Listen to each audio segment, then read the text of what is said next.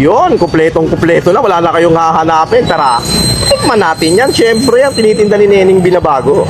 Sa halaga 25 pesos lang. Tikman natin yung barbecue. Ang sarap ulamin sa kanin.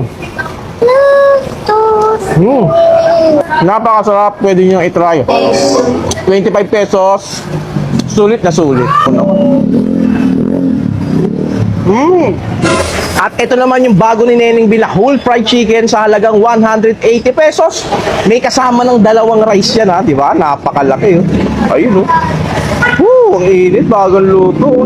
Unlimited gravy din yan dito. Unlimited suka. Pwede kayo kumuha kay Neneng B.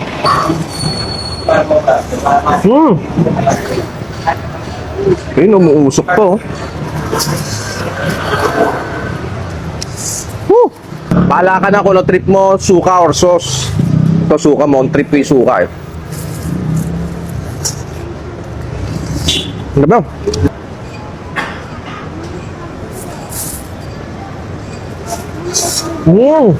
Kung gusto niyo pulaan si Neneng B, lalagay ko na lang dito sa gilid ko yung full address niya. Pwede niyo dayuhin. Ang bagong tinitinda ni Neneng B.